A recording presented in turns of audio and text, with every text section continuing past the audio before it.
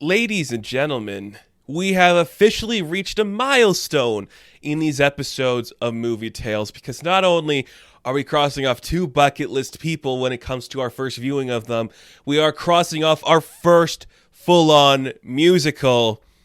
Yes. I'm a musical fan. I love musicals. I love the genre. If you didn't get it from the title of this video, or if you're listening to this on the podcast feed, we're talking about Gentlemen Prefer Blondes, a great classic film from the 50s that is high-swinging screwball comedy with some incredible stars and some really fun hijinks. But not only is it a musical, it is our first foray into one of my favorite directors, Howard Hawks. I love this guy. I think he's a workhorse who just said, we're making films, let's make them, let's have fun with it. That is such a rare talent to be able just to go to any genre and pull it off. Sometimes you get stuck in this niche category, but Howard Hawks just goes, nope, I'll make a comedy, I'll make a western, I'll make a silly thing. Just put me on it, boss. I got you covered. So I love him. We will definitely be getting more into his stuff. But on top of being our first Howard Hawks film, this is our first foray into Marilyn Monroe, the icon herself. And now I could dedicate an entire video to Marilyn herself. Let's give a quick couple thoughts on this beautiful woman. She is pretty decent as an actor.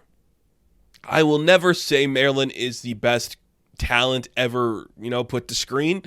She's probably the most iconic, she's probably the most beautiful, and that's probably affected her in more ways than any of us could understand.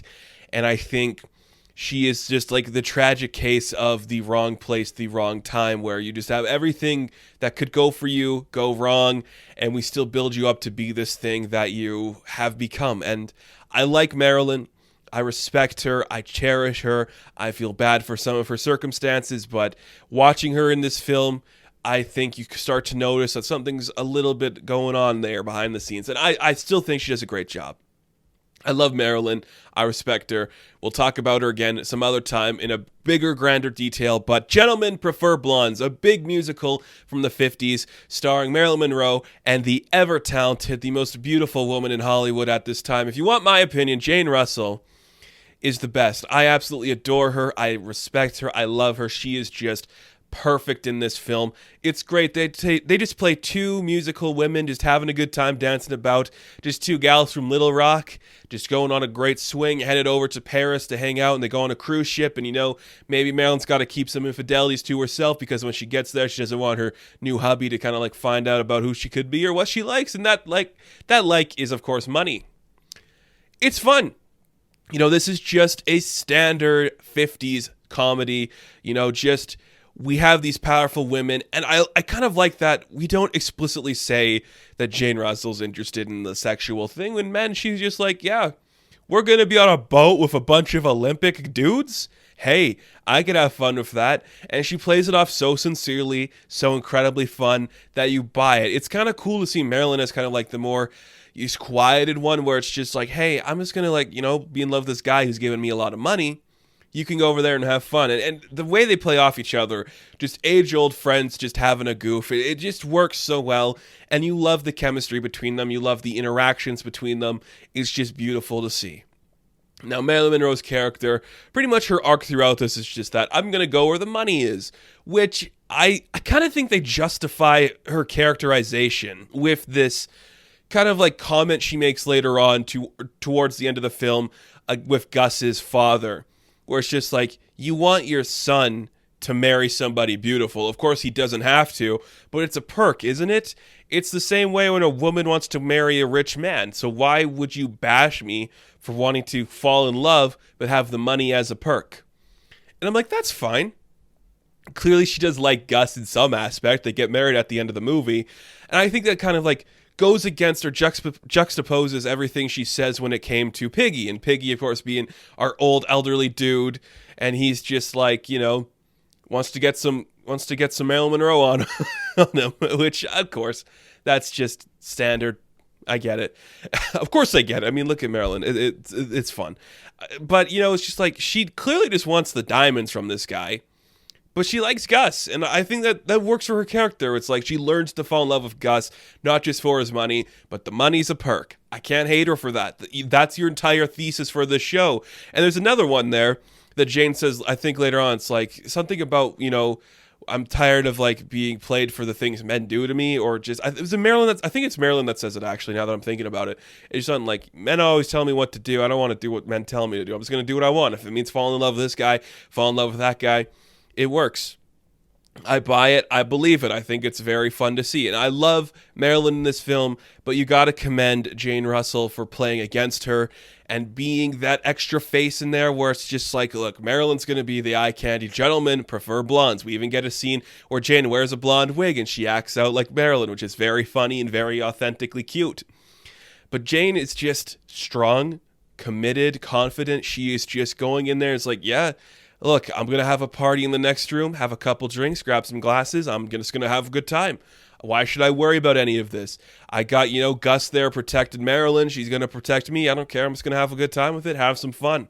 I buy it. I think it's authentically cool, very interesting. I like that she falls in love with the poor guy to juxtapose everything going on with Marilyn. Marilyn's after the money. She's after nobody, but she just happens to fall in love with Ernie, who just happens to be poor and kind of a sleazeball.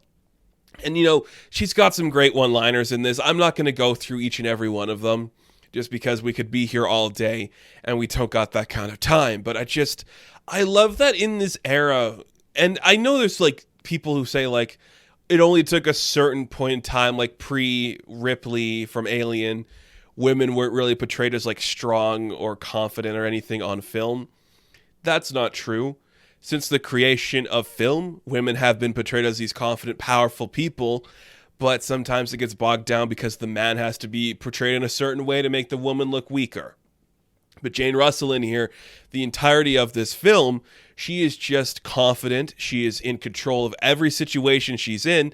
Every time she walks into a room, she's got everybody on the tip of her finger, just walking around like she owns them, which is perfectly cool, perfectly exemplified in the film.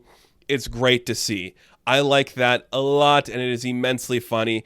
And, this is kind of right there, kind of towards that certain point of the screwball comedy, which there are some screwball moments. I love the scene where, her and Marilyn are harassing Ernie, and they're, spilling water on his crotch to take his pants off to find the photos. They're throwing his jacket off of everything. When Marilyn's trying to climb through the porthole, and she gets, the little kid to come help her and hide under her to make sure Piggy doesn't realize she's stuck in the porthole. It's funny.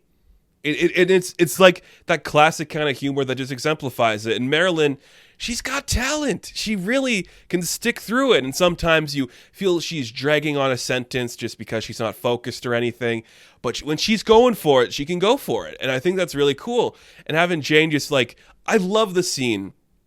I don't know if this was done in a negative connotation where it was to make fun of Marilyn. But when Jane goes to the courthouse, she's dressed up as Marilyn's character.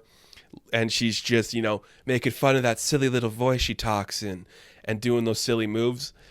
I don't know if that's a negative way where she wanted to make fun of Marilyn or it's just they're on the joke together, but it's good. It's funny. It is committed. And every man in that courtroom just completely falls into that trap of oh, this is a beautiful woman who's trying to seduce me in a fun way. I like it. I think it's incredibly fun.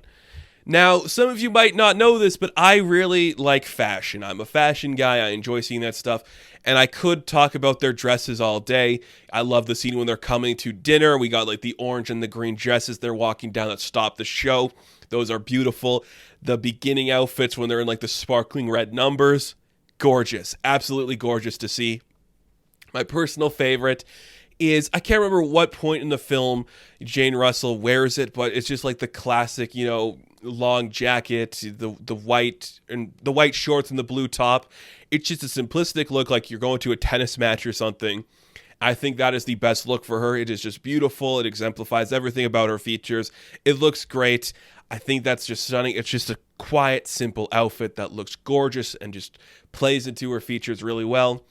And of course, how could I not mention the pink dress that Marilyn wears in that iconic scene that has been parodied time and time again.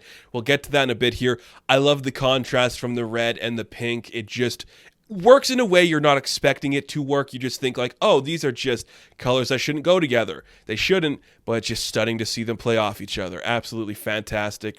Gorgeous to see. So, it's a musical. What are the best musical numbers in this? Well, there's a lot of them, and some of them are pretty good. I like We're Just Two Gals from Little Rock. That's really fun. Of course, Diamonds Are a Girl's Best Friend, the most iconic part of this film. And for good reason. That is just everything that Marilyn is. Just a bunch of men swooping after her, just being like, hey, you're all pretty nice guys, but look, I just want jewelry. I just want the money. I just want to be that. And when you see that Gus sees that, he kind of freaks out. I think that is fantastic. That is a beautiful, iconic scene that it just perfectly encapsulates everything about that genre, about this movie. It's just gorgeous, and she's a beautiful woman. But my personal favorite musical number, and I cannot remember for the life of me the actual title of the song, but it's when Jane Russell is just walking through the guys who are working out, are Olympic athletes, who are swimmers, gymnasts, whatever the hell, just a bunch of just random guys. Triathlon, is that a thing in the Olympics? Just a bunch of Olympic dudes. And she's just walking through them like, why can't I just find a guy to love? I just want to fall in love, have a good time. Staring at the men, flexing, jumping into the water, spinning all about her. It is so funny. It is so endearing. And I just think she looks stunning in that scene. It's amazing. And if I'm not mistaken, she is not supposed to be knocked into the water at the end of that scene there, isn't she? And they pull her out and just go on with the scene. It is insanely funny. It is insanely creative and beautiful. And everything about this film just works. Gentlemen Prefer Blondes, a creative title, a beautiful film that just captures everything you love about the genre. The music is fantastic. The costume work is fantastic. Jane Russell and Marilyn Monroe, two of the strongest leads in a film of this era. They play off each other in such a beautiful setting. The story is unique with tales of betrayal and love and diamonds and tiaras and best friends and lovers and all that stuff. It plays off each other really well and does something very creative, and I just love that we had the opportunity to sit down and talk about these two wonderful people in a context this fun and original and creative. It's such a good movie. It's one of my favorite movies we've talked about on this channel so far, and probably one of my favorite directors that we've talked about too. So, thank you guys for watching this rendition of Movie Tales. Now, be sure to like and subscribe to the channel. And, of course, if you have any recommendations for films you'd like to see me talk about, leave them in the comment section below, and I will eventually put them on the list to get to. As always, you guys can check me out on TikTok, Instagram, and Twitter, and I will catch you in the next one. Have fun, stay safe, good luck.